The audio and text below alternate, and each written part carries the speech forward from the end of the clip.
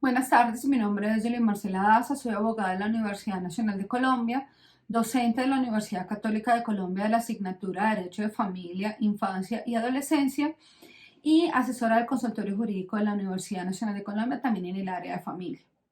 El día de hoy les quiero hablar de los alimentos en Colombia, pero para hablar de los alimentos en Colombia, en primer lugar tendré que decirles que los alimentos en Colombia se deben ver desde tres puntos de vista. En primer lugar, como un derecho, en segundo lugar, como una obligación y en tercer lugar, como una sanción. Cuando nosotros hablamos de los alimentos como derecho, hablamos de la posibilidad o de la facultad jurídica de recibir lo indispensable para subsistir. En este caso, una persona denominada alimentario tiene la posibilidad de exigirle a otra denominada alimentante lo indispensable que requiere para subsistir. En segundo lugar, o desde otro punto de vista, podemos hablar de los alimentos como una obligación. En este caso, cuando hablamos de los alimentos como una obligación, hablamos de el deber o compromiso jurídico de suministrar a otra persona lo necesario para su subsistencia. En este caso, el alimentante está obligado a darle los alimentos al alimentario y esto en virtud de un mandato legal. En tercer lugar, podemos ver los alimentos como sanción. Cuando vemos los alimentos como sanción, se entiende por la legislación civil en Colombia que se habla de una penalidad que es establecida por la ley por el incumplimiento de una de las obligaciones derivadas del matrimonio y el incumplimiento de una de las obligaciones derivadas del matrimonio que dio lugar al divorcio. Y como se dio lugar al divorcio, se establecen los alimentos como un perjuicio que debe pagarse, o como una penalidad más bien que debe pagarse para ese cónyuge inocente que no dio lugar al divorcio y que por lo tanto debe ser, en otras palabras, indemnizado por el cónyuge culpable. La regulación de los alimentos la encontramos en el Código Civil, específicamente en el artículo 411 y siguientes, pero también los encontramos en la Ley de Infancia y Adolescencia, cuyos artículos están disgregados a lo largo del Código. Pero también podremos ver en el artículo 129 y 134 del Código de Infancia y Adolescencia algunos de los elementos más importantes sobre los alimentos. Y específicamente el derecho de alimentos regulado en el artículo 24 del Código de Infancia y Adolescencia. Precisamente, el artículo 24 del Código de Infancia y Adolescencia nos dice que los niños, niñas y adolescentes en Colombia tienen derecho a recibir alimentos y los demás medios necesarios para su desarrollo físico, psicológico, espiritual, moral, cultural y social. Estos alimentos se reciben de acuerdo con la capacidad económica del alimentante, pero también se verifica la necesidad concreta del alimentario, es decir, qué es lo que requiere el titular del derecho, en este caso que estamos hablando del artículo 24 del Código de Infancia y Adolescencia, qué es lo que requiere un niño para subsistir y para un adecuado desarrollo físico, espiritual, moral, cultural y social, como lo indica la norma. En este caso deberemos entender que es el suministro de todo lo necesario para ese desarrollo integral y no lo que arbitrariamente el alimentante quiera proveer para los alimentos. Entonces, hasta aquí hemos dicho que los alimentos se pueden ver como un derecho, se pueden ver como una obligación y se pueden ver como una sanción, dependiendo, digamos, respecto de quién estemos analizando el derecho alimentario o la obligación alimentaria. El artículo 411 y siguientes del Código Civil nos define que en Colombia existen dos tipos de alimentos. Específicamente, el artículo 413 del Código Civil nos dice que los alimentos se dividen en congruos y necesarios. ¿Qué se entiende por alimentos congruos? Los alimentos congruos, en términos generales, se entienden como aquellos que se otorgan para que una persona viva conforme a la posición social a la que está acostumbrado. Y los alimentos necesarios se entienden que son los alimentos que se dan, que se otorgan para que una persona, en este caso el alimentario, pueda subsistir de forma modesta. Esto es que nosotros requerimos entonces, de acuerdo con el artículo 24 del Código de Infancia y Adolescencia, para el desarrollo integral del niño, si lo miráramos desde el punto de vista del niño como alimentario. Asimismo, Los titulares del derecho de alimentos se encuentran establecidos en el artículo 411 del Código Civil. En resumen, este artículo nos dice a quién se le deben alimentos en Colombia. Debemos decir que en Colombia se le deben alimentos en primer lugar al cónyuge mientras subsiste el vínculo. Y por mandato de la Corte Constitucional, también por analogía, estos alimentos aplican a la compañera o compañero permanente mientras que subsista la unión marital de hecho. En segundo lugar, a los descendientes legítimos de una persona. Nosotros entendemos que los primeros descendientes de una persona son los hijos. Pero si no es posible otorgar alimentos a un hijo, se puede hacer directamente a un nieto o a un bisnieto. Es decir, cuando nosotros hablamos de los alimentos o de que los descendientes son titulares del derecho de alimentos, no solo cobija a nuestros hijos, sino que también cobija a nuestros nietos y a nuestros bisnietos. Depende de qué esa asignación. De que, por ejemplo, nosotros tengamos un nieto y nuestro hijo no pueda suministrarle lo necesario para su subsistencia, de forma subsidiaria, el abuelo, en este ejemplo, estaría, digamos, obligado a proveerle alimentos a su nieto. Ahora, es muy importante precisar que cuando se hable de hijos legítimos no se quiere decir por oposición que estamos hablando de que en Colombia subsista todavía la filiación ilegítima. Ya desapareció en Colombia. En segundo lugar, también son titulares de los alimentos los ascendientes, es decir, por relevo generacional va a llegar un momento de la vida en que los padres ya dejen de suministrar alimentos, pero también los padres necesiten que sus hijos o sus nietos o sus bisnietos, dependiendo del caso, les provean lo necesario para su subsistencia.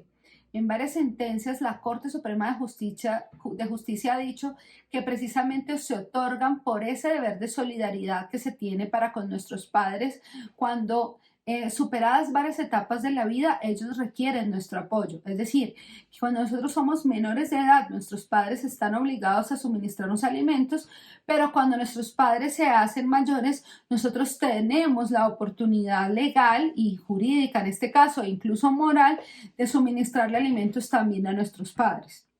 En cuarto lugar, también es titular del derecho a alimentos el cónyuge. En este caso, el culpable, el que incurrió en una causal de divorcio, debe otorgarle alimentos al inocente, es decir, al que no dio lugar al divorcio. También son titulares del derecho a alimentos los hermanos, es decir, que en algún momento de la vida, por solidaridad, estaremos obligados a suministrar alimentos a nuestros hermanos. Obviamente, en primer lugar, nuestros hermanos harían esta solicitud respecto de nuestros padres, pero en caso de que nuestros padres no puedan sustentarlo, los hermanos estaríamos, digamos, atados solidariamente y sería una obligación jurídica exigible por parte de nuestros hermanos hacia nosotros la posibilidad de reclamar los alimentos. Y en último lugar, el donante puede exigirle al donatario, es decir, si yo le dono a una persona, le hago una donación cuantiosa a una persona, después yo le podría exigir a ese donatario que me otorgue alimentos por esa donación que yo le realicé. Obviamente, pues es una donación cuantiosa, significativa. No implica una donación de 1.000 pesos que con posterioridad obligue a otra persona a devolvernos a nosotros esos 1.000 pesos. Se habla en la norma de una donación cuantiosa, es decir, que desde el punto de vista financiero, desde el punto de vista económico, realmente tenga un valor significativo. Entonces, estos son los titulares definidos en el artículo 411 del Código Civil. Cuando nosotros hablamos de los alimentos debemos tener en cuenta dos elementos muy importantes. Uno es la capacidad que tiene una persona para suministrar alimentos, que en primer lugar deriva de una obligación jurídica, es decir, la ley es la que nos impone en primer lugar esa obligación, pero esa obligación no de una manera arbitraria, sino que, por ejemplo, cuando una persona decide tener hijos, parte de esa decisión libre y voluntaria que ha tomado una persona implica el cumplimiento de la obligación de suministrarle alimentos a ese hijo que yo decido traer al mundo. Entonces, digamos que hay una conexión entre esa decisión libre de traer un hijo al mundo y de sustentar la vida y la decisión de suministrarle a ese hijo los alimentos para que pueda subsistir en sociedad. Después de ver esto, es un criterio muy importante tener en cuenta la capacidad que tiene una persona para suministrar los alimentos y esta capacidad en relación con la necesidad. Los alimentos no se fijan de forma arbitraria, ni se fijan estableciendo los caprichos del alimentario, es decir, qué es lo que quisiera recibir una persona para subsistir, sino que cuál es la capacidad que tiene su padre para procurárselo.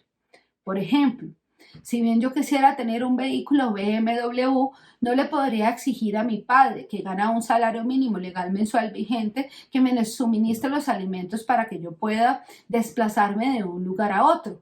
Tiene que ser correlativo, tiene que existir más bien correspondencia entre mi necesidad y la capacidad de mi padre, quien estaría obligado a proveerme lo indispensable para subsistir y no todos los caprichos a los que yo quisiera acceder solo por el hecho de vivir en sociedad o solo por el hecho de imaginarme que en sociedad hay personas que tienen la capacidad de suministrarle a sus hijos bienes suntuosos. Lo indispensable para el desarrollo integral, como lo vimos en el artículo 24 del Código de Infancia y Adolescencia. Por regla general, nosotros siempre hablamos de los alimentos a menores de edad. Cuando hablamos de los alimentos a menores de edad, decimos que son titulares del derecho a alimentos todas las personas menores de 18 años. Pero debemos entender que los alimentos es posible exigirlos a una edad superior, es decir, más de los 18 años, pero con algunos requisitos que se han fijado por vía jurisprudencial. Se deben alimentos a los mayores de 18 años entonces, siempre y cuando estén cursando una carrera técnica o profesional y máximo hasta los 25 años. Pero no es que yo termine la carrera técnica y siga la obligación de suministrar alimentos, no.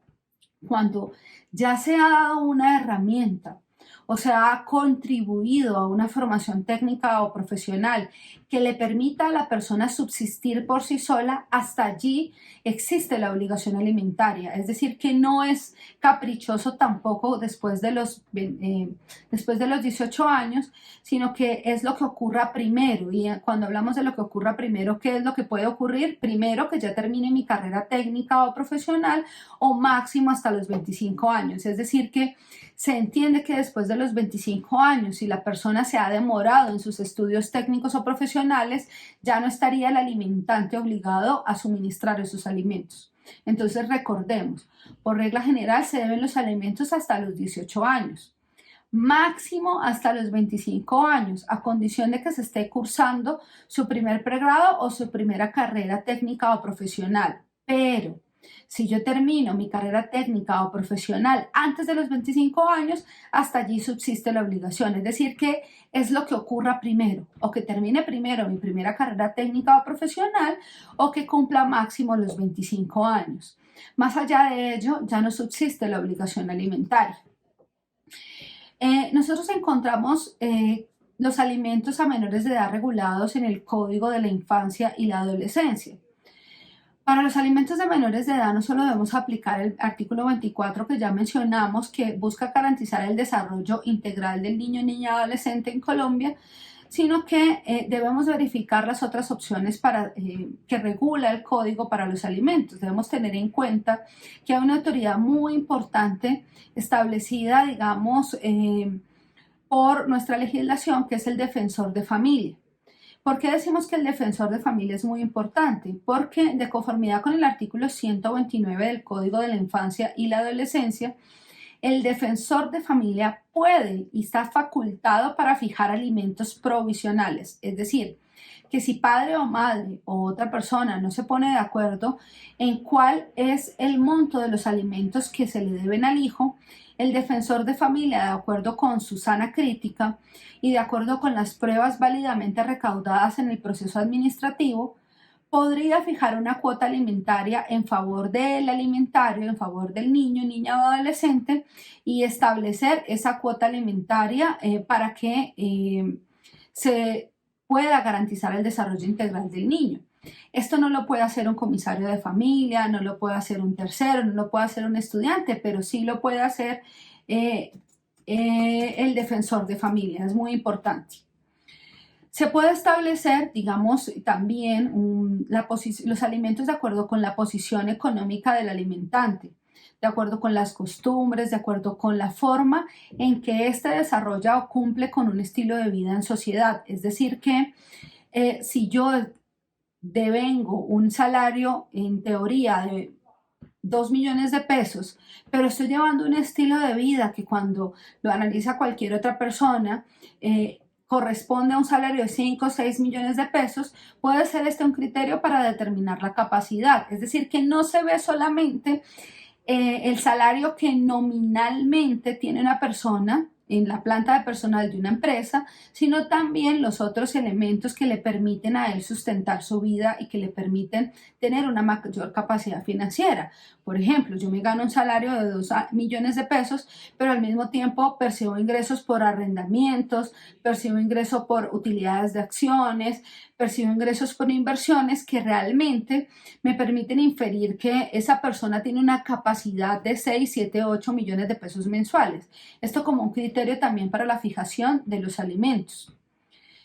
Cuando se incumple la obligación alimentaria, es importante tener en cuenta que no solo se genera el incumplimiento de una obligación civil y por lo tanto se pueden generar intereses, sino que también se genera una responsabilidad penal. Cuando yo estudiaba Derecho decían que no existía en Colombia prisión por deudas, pero hoy en día se puede decir claramente que existe un delito denominado inasistencia alimentaria que se genera precisamente por no otorgarle a otra persona lo indispensable para su subsistencia. La ley también establece que cuando no sabemos o no es posible identificar cuánto gana una persona en el país o cuál es su salario, se va a presumir que su salario es el mínimo legal mensual vigente. Esto para evitar esas discusiones de que cuánto podemos fijar de cuota alimentaria si no tenemos realmente el criterio de cuánto gana una persona. La ley presume que una persona mínimo devenga el salario mínimo legal mensual vigente. También los alimentos, o un criterio importante a tener en cuenta en los alimentos, es que cuando se realiza una fijación de cuota alimentaria, por regla general, no puede superar esta fijación de la cuota el 50% del salario mensual del demandado o de ese alimentante. Pero también hay que tener en cuenta que no es que el 50% se fije para todos los hijos, no. Este alimento debe, digamos que entrar en concurrencia o debe fijarse una cuota alimentaria teniendo en cuenta que la persona también tiene la necesidad de subsistir para poder seguir produciendo precisamente el dinero que permita sufragar los alimentos, pero que también puede tener obligaciones alimentarias con otros hijos o con otros familiares, por ejemplo, los padres. Es importante decir que en caso de que cese la suspensión que cese la patria potestad o que se pierda la patria potestad o que se suspenda mejor, no cesa la obligación alimentaria. Es decir, que un padre que se ha privado de la patria potestad porque, por ejemplo, tenga una pena privativa de la libertad, aún así sigue obligado a suministrar los alimentos. Y en caso de que ese padre no lo pueda suministrar, recordemos que yo también puedo iniciar un proceso de fijación de cuota alimentaria contra los abuelos. Otros elementos a tener en cuenta en los alimentos es que los alimentos no prescriben cuando se es un menor de edad. Es decir, si se ha fijado una cuota de alimentos en favor de un menor de edad, la prescripción se encuentra suspendida. Es decir, que solo comenzará a contarse el término de prescripción después de que ese menor de edad cumpla los 18 años. Mientras el que él es menor de edad no se puede alegar la prescripción. Asimismo, en Colombia, de acuerdo con el artículo 154 del Código de Infancia y Adolescencia, los alimentos tienen prelación y cada año deben incrementarse mínimo de acuerdo con el índice de precios al consumidor. Finalmente, es importante establecer que en materia alimentaria existen diferentes tipos de procesos que se pueden iniciar cuando hablamos de los alimentos. El primer proceso, el lógico, es el proceso de fijación de cuota alimentaria, donde vamos a establecer de acuerdo con la necesidad del alimentario y de acuerdo con la capacidad del alimentante cuál es el monto de los alimentos, donde vamos a establecer si los gastos del niño son 500.000 pesos, por regla general cada padre tendría que asumir un 50%. Eso también depende de cuáles sean los salarios que deben en cada uno de sus padres, porque no se puede decir restrictamente que un padre pueda asumir solamente o deba asumir solamente el 50%. Hay ocasiones en que se puede fijar la cuota alimentaria hasta por el 100%, dependerá de la capacidad de los padres versus la necesidad del alimentario en este caso. También, si las condiciones económicas varían tanto para el alimentario como para el alimentante, se puede iniciar un proceso de aumento de cuota, porque, por ejemplo, el muchacho que antes estaba en un colegio ahora ingrese a la universidad y debe incrementarse para pagar la matrícula universitaria. Un proceso de disminución de la cuota, en el caso, por ejemplo, de que un padre se quede sin trabajo, pierda su empleo y no pueda suministrar la cuota que venía suministrando. Y en caso de que el padre incumpla, un proceso ejecutivo de alimentos.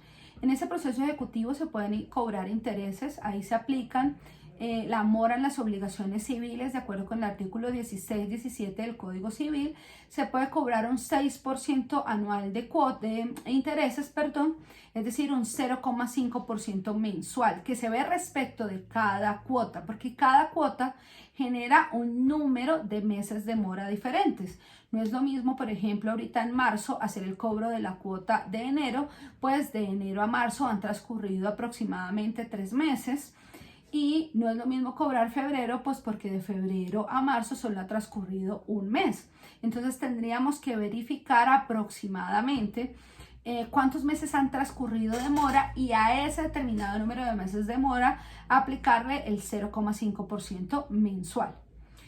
Y también, una vez dijimos que se puede iniciar una fijación de cuota, un aumento de cuota, una disminución de cuota, todos esos procesos adelantados ante un juez de familia.